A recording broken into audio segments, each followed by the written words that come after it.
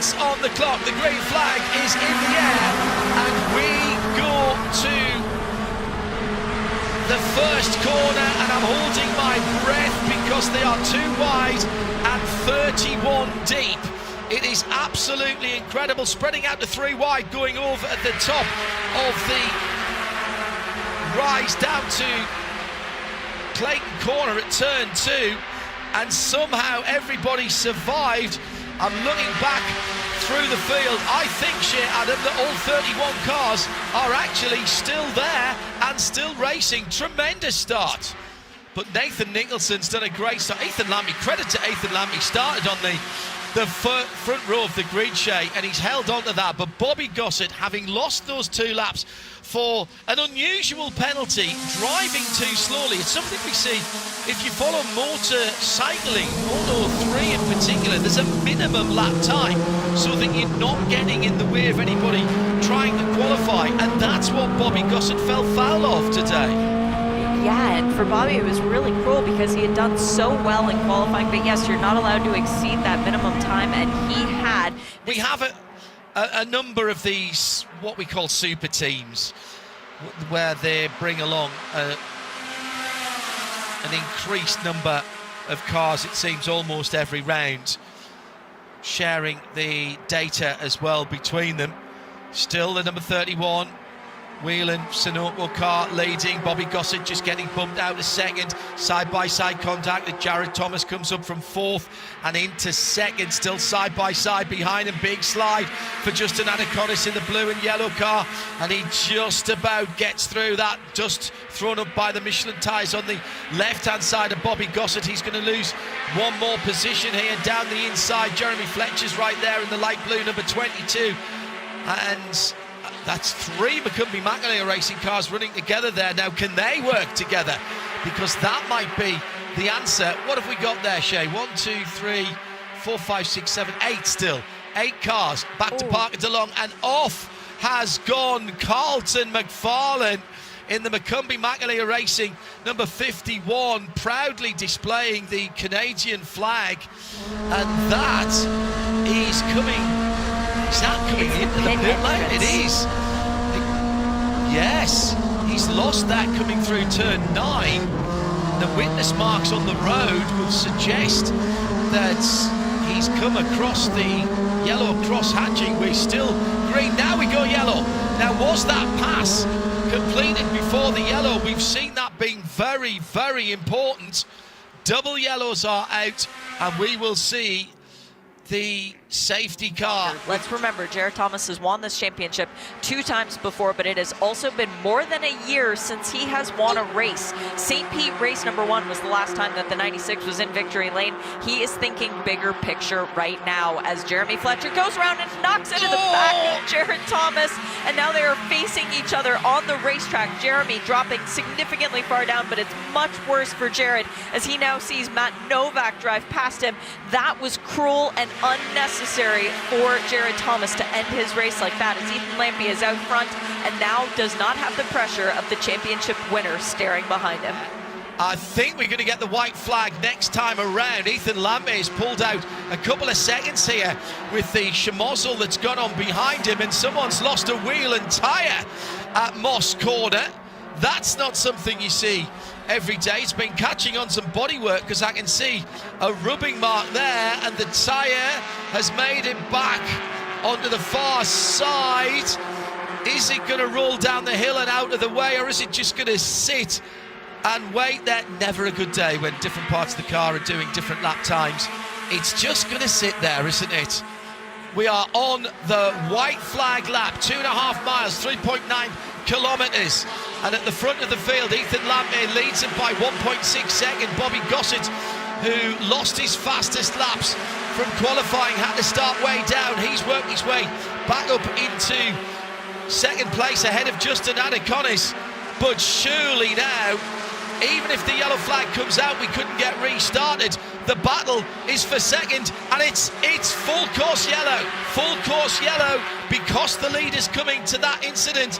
So it is a frozen field, and Bobby Gossett made the pass just in time, And I think that's going to be Marcello Panici in third place. Yes, it is. This was a very good day for Bobby Gossett, but it was an even better day for the rookie, Ethan Lampe, getting his first official podium in the series. And John, it's straight to the top step.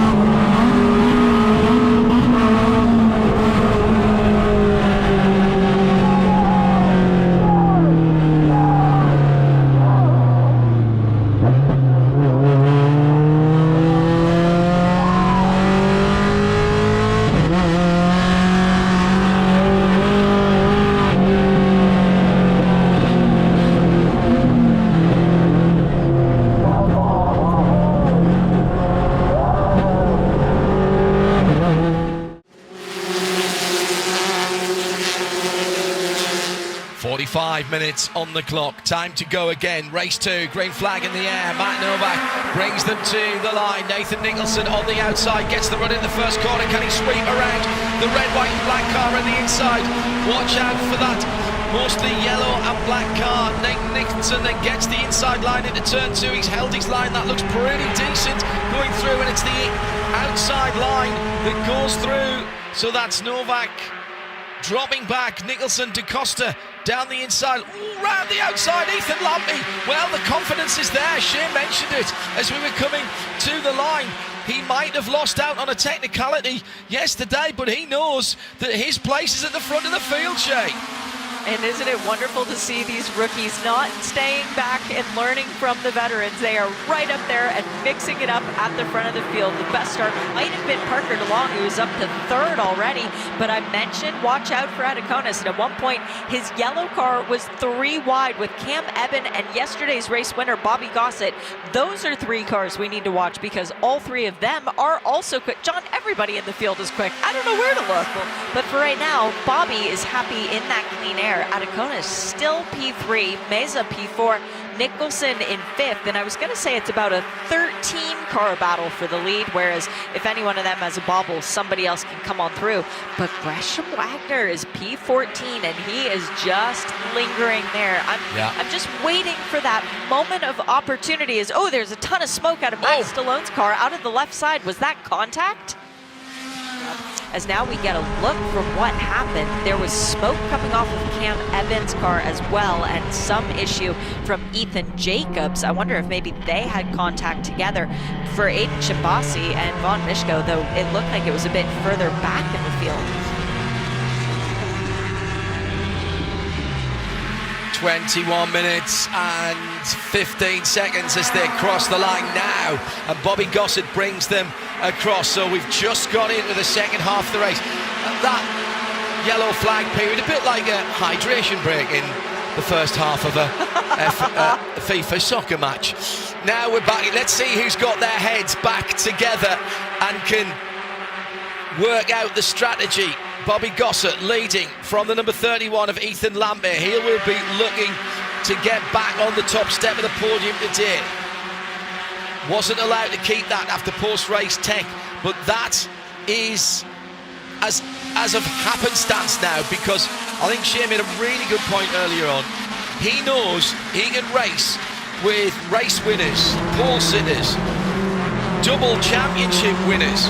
They were all behind him yesterday, and that is a shot of confidence as off at the exit of Moss goes the number 22 of Jeremy Fletcher, and there is one of the top dogs in the series. Almost exactly the same incident that Helio Meza had yesterday when he was tapped at that point and went nose into the wall. Jeremy regains the track.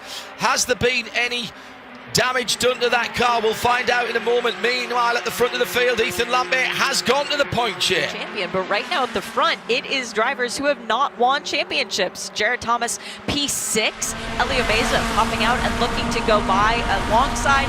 He's got his teammate behind him. Helio Meza and Bobby Gossett are together for BSI Racing. Right now, Ethan Lampe has no one to play with, and Jared Thomas passes Ethan Lampe back down to P5, and it is Helio Meza who leads for the first time this weekend. Welcome back to the championship, Helio. How's it feel to be out front? So things have just been going very well for Justin Adakonis. And the other thing that's making a difference, John, his mom's here. His mom was not at Mid-Ohio when he won, but his mom was at St. Pete when they got that first victory. both his mom good. and his girlfriend. They're both in Canada too, so let's see what can happen for Justin Adakonis. As Helio Meza has a little bit of a wiggle thanks to his teammate Bobby Gossett, and Gossett is back to the front. Matt currently running in 21st position. Gresham has come a little bit further up the field. He's up to 15th, but that's going to absolutely put the kibosh on him getting in the top 10. There's a little bit of body work. Flicks out from the back of Julian DaCosta's car. He's going to get a black and orange flag for that. That number 95 is going to have to come in on huge. That's not from him. That's other damage from further up the field. His bumper comes off and mercifully does not hit another car. Goes to the side of the track, but there was other bodywork in front of that car as well, Shares. They came along the last third of the Mario Andretti straight. Phew. Right, where are we? Right, another problem. This is the BSI number 32. Well, this is the dark green car, and that is off to the side. That looks like it's been a sideways hit, and that will be a full course yellow, Shay. So congratulations goes the way of Ethan Lampe, race winner again, but for real this time. Congratulations, Ethan, getting that win at CTMP. Ethan Lampe takes his second win at the line out of 2 races this weekend. A fairly nervous run to post-race tech, I would expect, from the Hendricks racing organisation and from Ethan. He's done it again, leading from the front, made the pass when it mattered. Bobby Gossett in second.